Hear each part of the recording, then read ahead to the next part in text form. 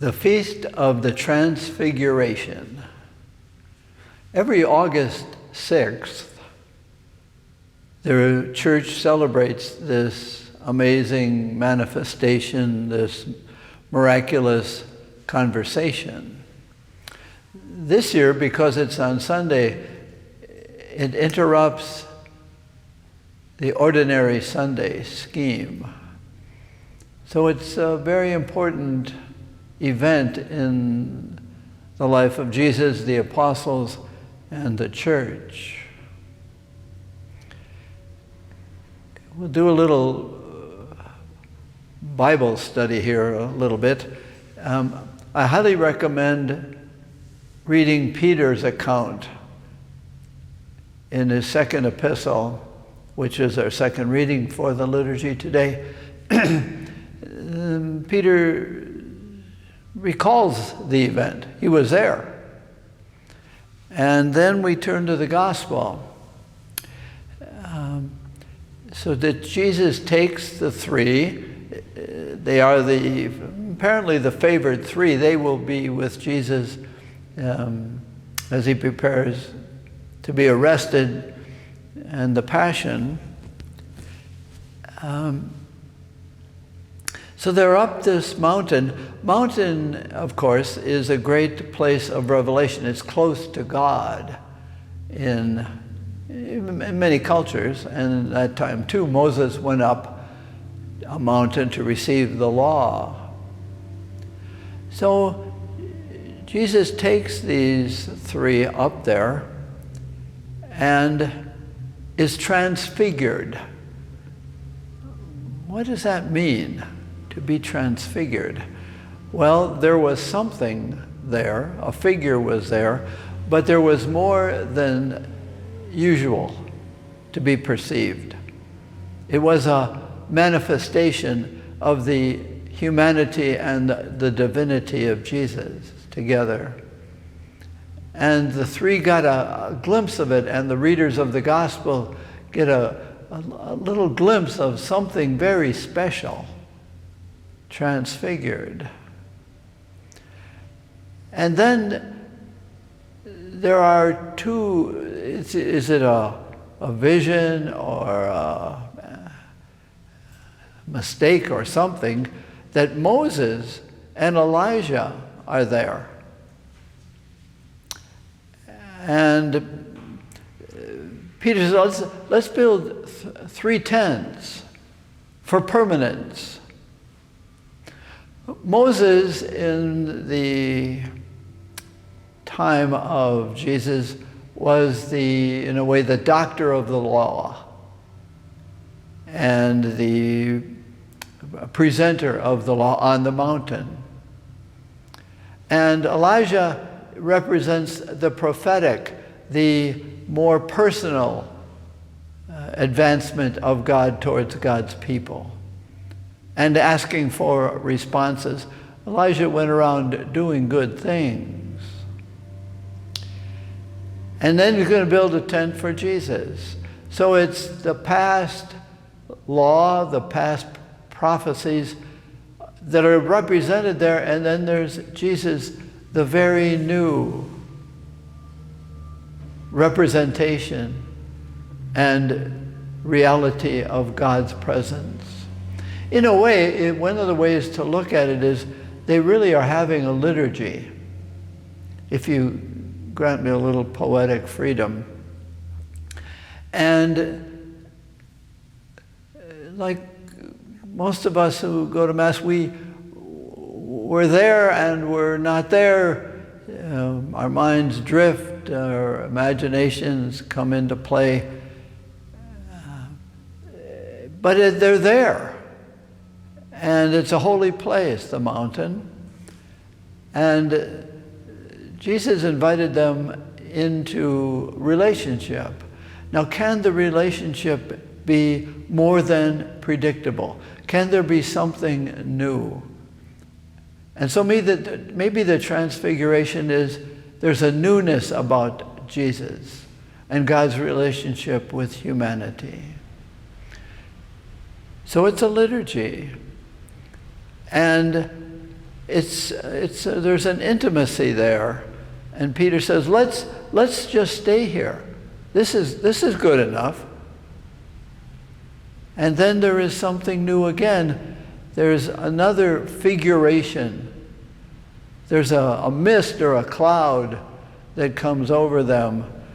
And then they hear, in a way, this is poetically, and I'm not going to say theologically, but in a way, there's the communion service, or the consecration at least.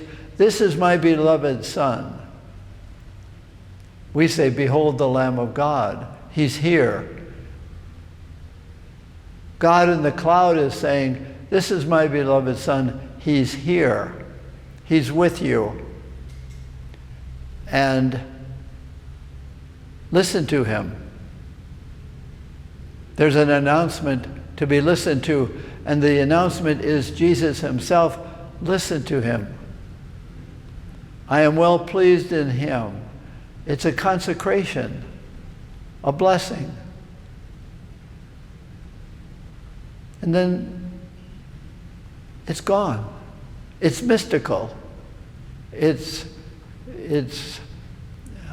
like the Eucharist itself. It's there, but it's not there. It looks like bread, but there's more there. That's our belief. And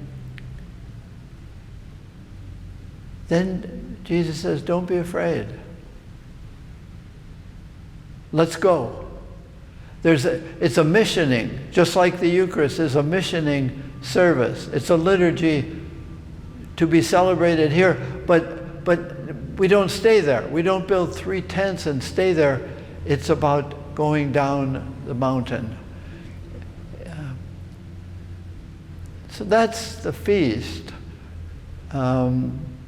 It's mystical. It may be poetic. It's a summary of God's relationship with human beings, creation, the law, the prophets, and now Jesus. And now us. That he is transformed into us. Let's go down. Let's leave the liturgy. The liturgies are always a missioning experience. We can't stay here. You see, but it's just like any form of intimacy, this is really good.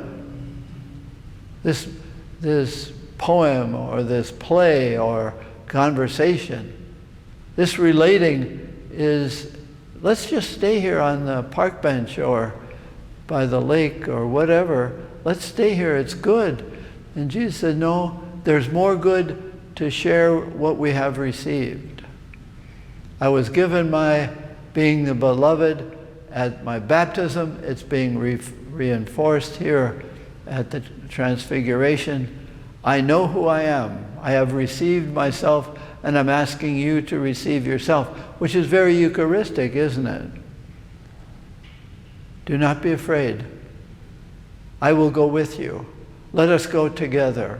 Because all intimacy is really only intimacy when it results in fruitfulness. And they're going down the mountain. And Jesus says, now, don't tell anybody what we're doing here. But when the death and resurrection happen, then you will speak of it. That's your mission. Right now, it's continue to let me relate with you so I confirm you. I comfort you with my companionship, my breadliness with you. So that's the liturgy today. I moved to talk about a little final word about prayer. When I was praying with this gospel, here's this very intimate transfiguration, and Peter is distracted as we are in prayer. Distraction is part of our prayer, and he wants to build 3 tents.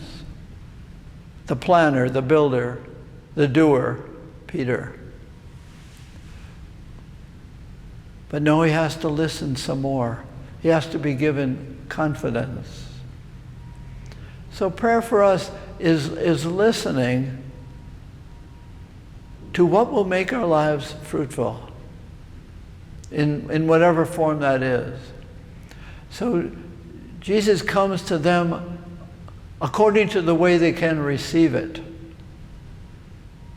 And he comforts them. Prayer is so different.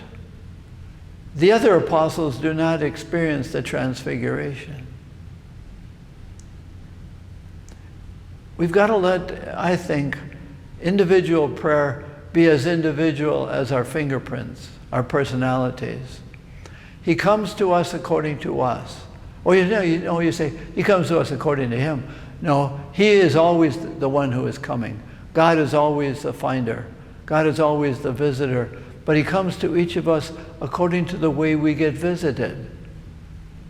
If we meet on the porch, if you like meeting on the porch, let's meet there. If you want to meet in the living room, let's meet there. Wherever you are, that's where you are. And he comes and he says, listen, I am the beloved, and I'm sharing that with you in the Eucharist, in your private prayer. I always want to give you so that you can give me to others. I give you so that in your gratitude, and that's the ultimate of prayer is intimacy that says, it's time to go. It's time to go down whatever my mountain is. It's time to leave my holy place and make holy wherever I am. That's fruitfulness. So prayer is not my concern about me, about what's ever good for me. If it's good for me, it involves being good for others. So they leave. And they probably look back and say, what was that all about? And Jesus is saying, what it is all about lies ahead of us. Let's go. We have good to do. So our prayer is something we receive, not achieve. We believe and we distribute. So we go to the Eucharist, the liturgy, to again be presented with this mysterious God saying, I go with you. I am the beloved and I share that with you. So we are, I don't think we get transfigured, but we do get transported, transferred.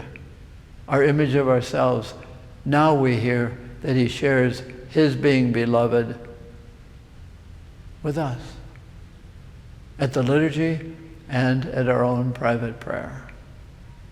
Let it be a blessing time.